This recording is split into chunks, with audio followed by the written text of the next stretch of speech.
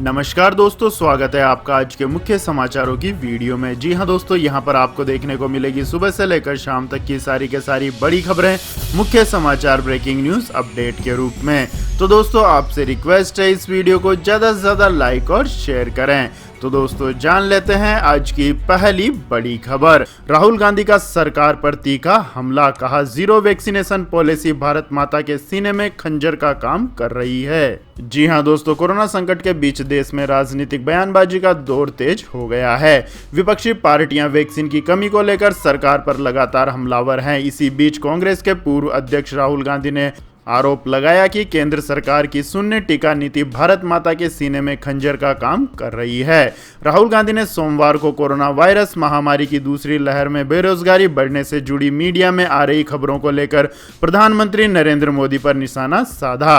कांग्रेस नेता ने ट्वीट कर दावा किया कि मोदी सरकार की शून्य टीका नीति भारत माता के सीने में खंजर का काम कर रही है। बेरोजगारी दर के दहाई के आंकड़ों में पहुंचने संबंधित एक खबर को लेकर भी राहुल गांधी ने प्रधानमंत्री पर परोक्ष रूप से कटाक्ष करते हुए कहा कि एक व्यक्ति और उसका अहंकार है, एक वायरस और उसके कई स्वरूप हैं। राहुल गांधी हाल ही के दिनों में सरकार की टीकाकरण नीति को लेकर उस पर लगातार हमले कर रहे हैं। दूसरी तरफ भाजपा ने उन पर भ्रामक जानकारी फैलाने का आरोप लगाया है। इसके बाद दोस्तों, रुक करते हैं अगली खबर का। कोरोना की तीसरी लहर, महाराष्ट्र के अहमदनगर में 8000 बच्चे कोरोना संक्रमित, मचा हड़कंप। जी हां दोस्तों, महाराष्ट्र में कोरोना की तीसरी लहर की आहट महसूस होती दिख रही है। यहां सिर्फ एक शहर में 8000 से ज्यादा बच्चे कोरोना की चपेट में आ चुके हैं।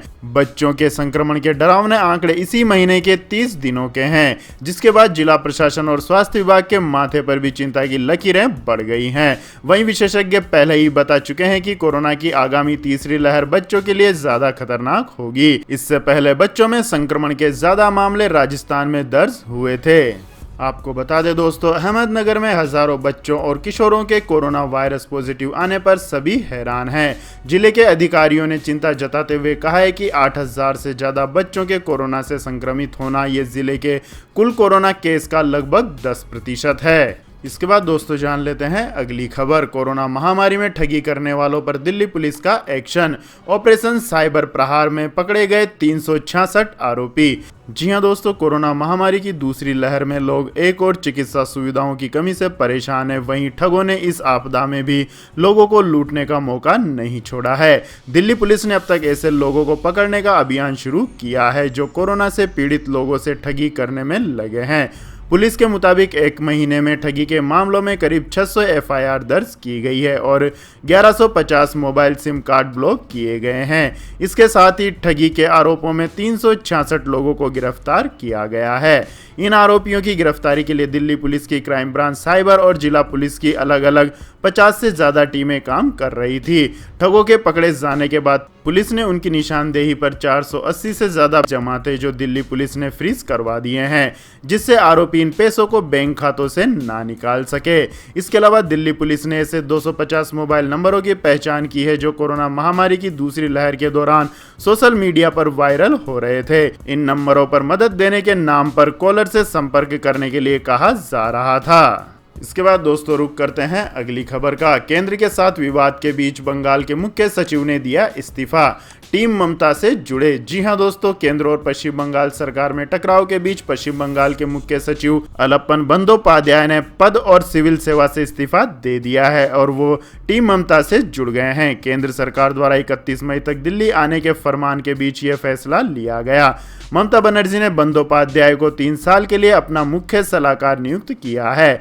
ममता बनर्जी ने इस फैसले के साथ साफ संकेत दिए हैं कि वह इस सियासी टकराव के बीच झुकने वाली नहीं है। हालांकि केंद्र के रुख से संकेत मिल सकता है कि तूफान यास को लेकर पश्चिम बंगाल में हुए प्रधानमंत्री नरेंद्र मोदी की बैठक से ममता बनर्जी की गैरहाजिरी का मामला अभी ठंडा नहीं पड़ा है। केंद्र सरकार के सूत्रों ने कहा है कि आदेश का उल्लंघन करने के कारण बंदोपाध्याय को चार्जशीट का सामना करना पड़ेगा। HK द्विवेदी अब बंगाल के नए मुख्य सचिव नियुक्त किए गए हैं। आपको बता दें दोस्तों, ममता बनर्जी ने सहमत के सियासी खेल के बीच केंद्र सरकार पर हमला भी बोला है।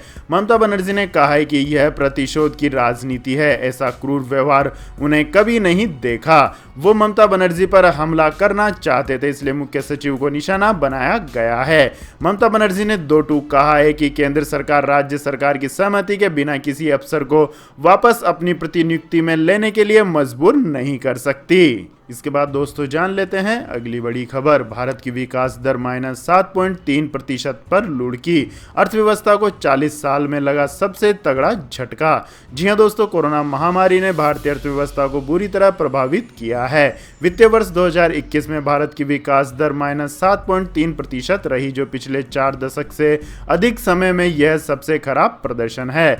सरकारी आंकड़ों के अनुसार वित्तीय वर्ष 2020-21 में जीडीपी में 7.3% की गिरावट आई है। हालांकि राहत की बात यह रही कि भारतीय अर्थव्यवस्था वित्त वर्ष 2020-21 की चौथी तिमाही में पॉजिटिव मोड में आ गई। जनवरी से मार्च 2021 के चौथे क्वार्टर में विकास दर 1.6% रही थी। आपको बता दें दोस्तों, वित्तीय वर्ष 2019-20 में 4% वृद्धि दर्ज की गई थी, जो 11 वर्ष के लिहाज से सबसे कम थी। अर्थव्यवस्था के लिहाज से यह खराब प्रदर्शन मैन्युफैक्चरिंग और कंस्ट्रक्शन सेक्टर के संकुचन के कारण हुआ है। इसके बाद दोस्तों रुक करते हैं अगली खबर का। कांग्रेस का आरोप, केंद्र के 7 साल के कार्यकाल में बैंकों से 5 लाख करोड़ की ठगी। जी हां दोस्तों, कांग्रेस ने केंद्र सरकार पर 5 लाख करोड़ की ठगी का आरोप लगाया है। भारतीय रिजर्व बैंक की वार्षिक रिपोर्ट का हवाला देते हुए कांग्रेस प्रवक्ता गौरव भल्लभ ने सोमवार को दावा किया कि देश की अर्थव्यवस्था को 5,000 अरब डॉलर तक पहुंचाने का सपना दिखाने वाली सरकार के तहत पिछले 7 वर्षों में बैंकों से 5,000 अरब रुपए की ठगी की गई है।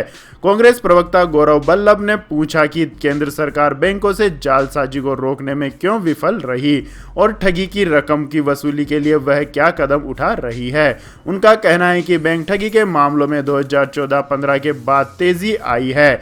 अकेले 2020-21 में 1.38 लाख करोड़ रुपए की ठगी की गई। कांग्रेस प्रवक्ता ने कहा कि 2014-15 के मुकाबले ठगी की राशि 2014-15 एवं 2019-20 के बीच 57% की दर से बढ़ी।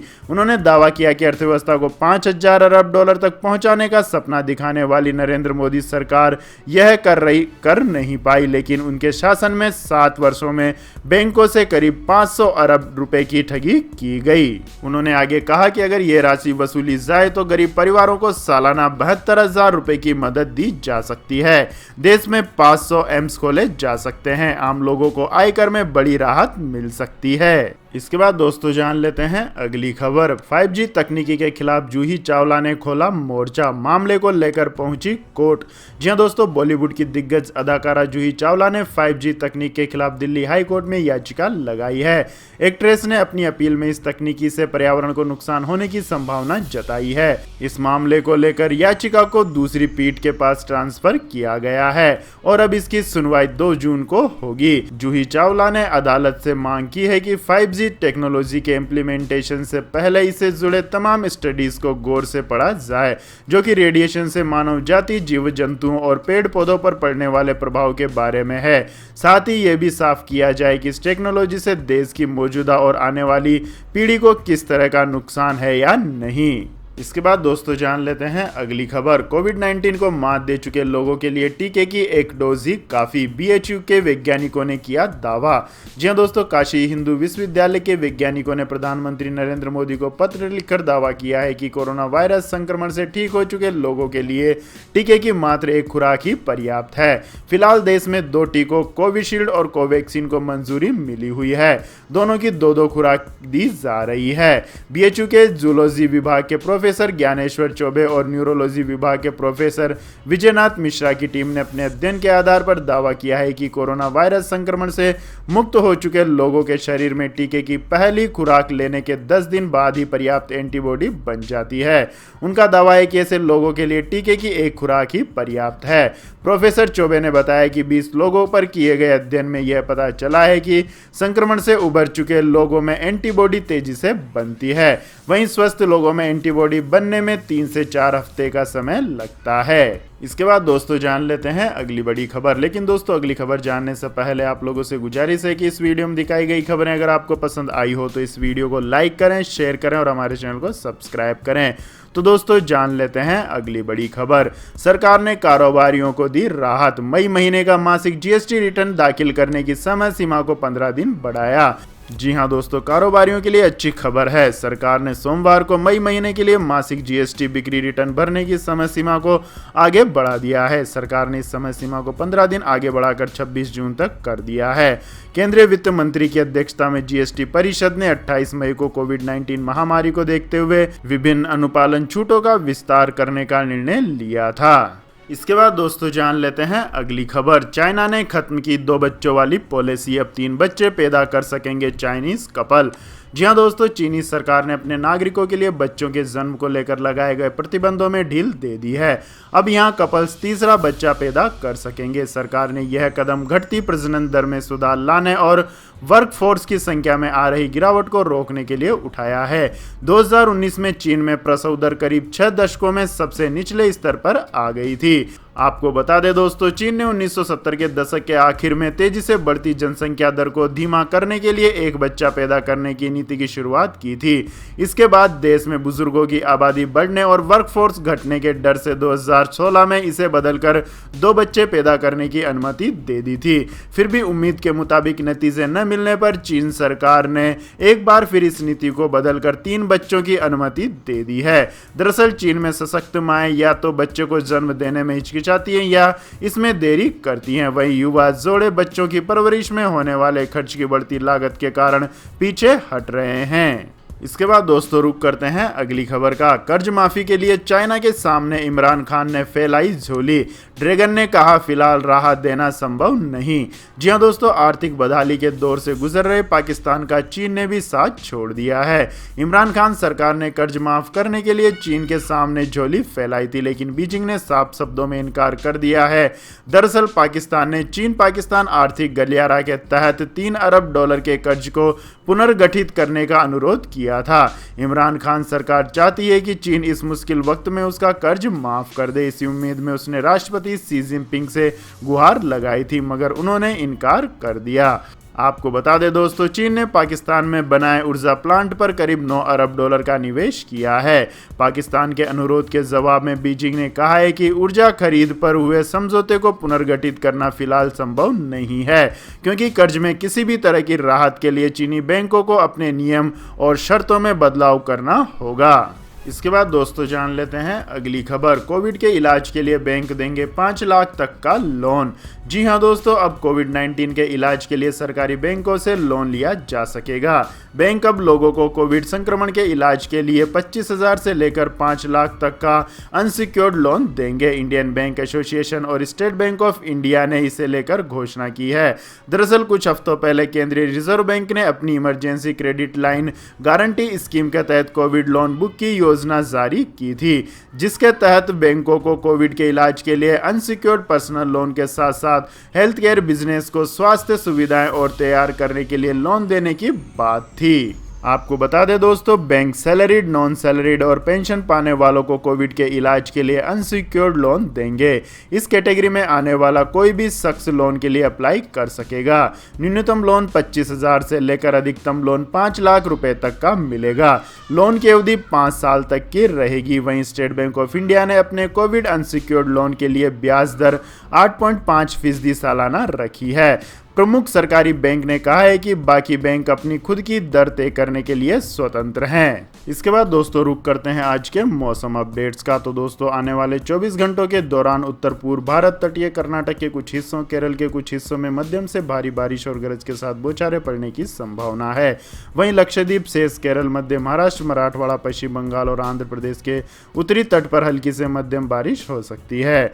आंतरिक कर्नाटक, तेलंगाना, विदर्भ, कोंकण और गोवा, पश्चिम हिमालय, सिक्किम और अंडमान और निकोबार द्वीप समूह में हल्की बारिश के साथ साथ 1-2 स्थानों पर मध्यम बारिश भी हो सकती है। वहीं पंजाब, हरियाणा, पश्चिमी उत्तर प्रदेश और उत्तरी राजस्थान के कुछ हिस्सों में मेघ गर्जना, धूल भरी आंधी और बारिश हो सकती है। राजस्थान के अलग अलग हिस्सों में लू जारी रहेगी। इसके बाद दोस्तों जान लेते हैं आज के सोने और चांदी के भाव। तो दोस्तों अंतर्राष्ट्रीय बाजारों से मिले संकेत के कारण भारतीय सराफा बाजार में आज सोने के भाव में तेजी दर्ज की गई। इससे गोल्ड 48,000 रुपए प्रति 10 ग्राम के ऊपर बरकरार है। वहीं चांदी की कीमत में आज मामूली कमी आई है। चांदी अभी भी 71,000 रुपए प्रति किलोग्राम के नीचे ही बनी हुई है। पिछले कारोबारी सत्र के दौरान दिल्ली सराफा बाजार में सोना 48,413 रुपए प्रति 10 ग्राम पर बंद हुआ था। वहीं चांदी 70,536 रुपए प्रति किलोग्राम पर बंद हुई थी। आपको बता दें दोस्तों, दिल्ली सराफा बाजार में 10 ग्राम सोने का भाव 195 रुपए बढ़कर 48,500 रुपए पर पहुंच गया है। वहीं बात करें चांदी की तो दोस्तों दिल्ली सराफा बाजार में चांदी के दामों में 15 रुपए की गिरावट आई है और यह 70,521 रुपए प्रति किलोग्राम पर पहुंच गई है। इसके बाद दोस्तों जानते हैं अगली खबर। मई में करीब 4 रुपए महंगा हुआ पेट्रोल। जी हां दोस्तों, मई के महीने में अब तक पेट्रोल और डीजल की कीमतें 15 बार बढ़ चुकी हैं, यानी आधे महीने कीमतों में इजाफा हुआ है। यही वजह है कि मुंबई समेत महाराष्ट्र के कई शहरों में अब 1 लीटर पेट्रोल के लिए करीब 100 रुपए से ज्यादा खर्च करने पड़ रहे हैं। कच्चा तेल भी अब अंतर्राष्ट्रीय बाजार में $70 प्रति बैरल के करीब ट्रेड कर रहा है। ऐसे में आने वाले दिनों में किसी राहत की उम्मीद नहीं है। 4 मई से लगातार 4 दिन तक पेट्रोल डीजल के दाम बढ़े थे, जबकि चुनाव की वजह से इसके पहले 18 दिन तक पेट्रोल डीजल की कीमतों में शांति छाई रही।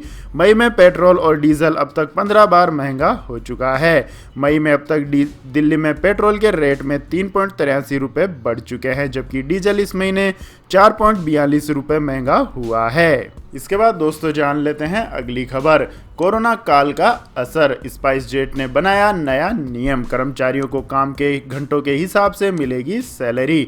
जी हां दोस्तों, कोरोना की दूसरी लहर और लॉकडाउन के बीच तमाम बंदिशों के चलते जमीन से लेकर हवा तक हर सेक्टर की हालत खराब है।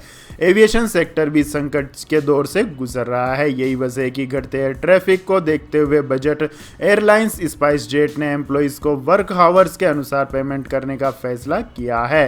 हालांकि इसके लिए मिनिमम लिमिट को बरकरार रखा जाएगा।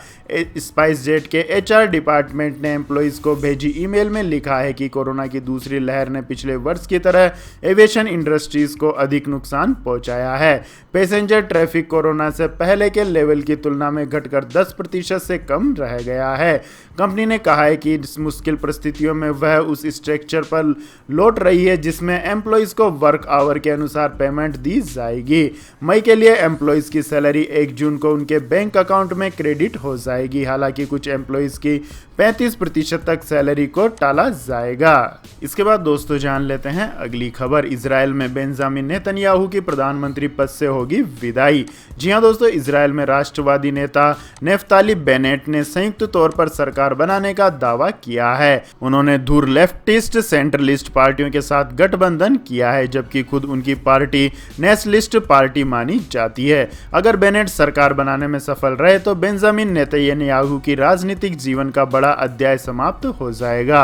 हालांकि बेनेट के इस दावे को लेकर मिलीजुली प्रतिक्रिया सामने आ रही है। आपको बता दें दोस्तों, इस साल इजराइल में हुए चुनाव में बेंजामिन नेतन्याहू की लिकुड पार्टी इजराइल की सबसे बड़ी पार्टी बनी है, लेकिन बहुमत नेतन्याहू की पार्टी को नहीं मिल सका, जिसके बाद इजराइल के राष्ट्रपति ने इजराइल की दूसरी बड़ी पार्टी येश अदीद के नेता यार लैपिड को सरकार बनाने के लिए आमंत्रित किया था। तो यह थी दोस्तों आज की सभी महत्वपूर्ण बड़ी खबरें। और दोस्तों अब बारी आती है आज के माइंड क्विज क्वेश्चन की, जिसका जवाब देकर आप बन सकते हैं एक शानदार उपहार के विजेता।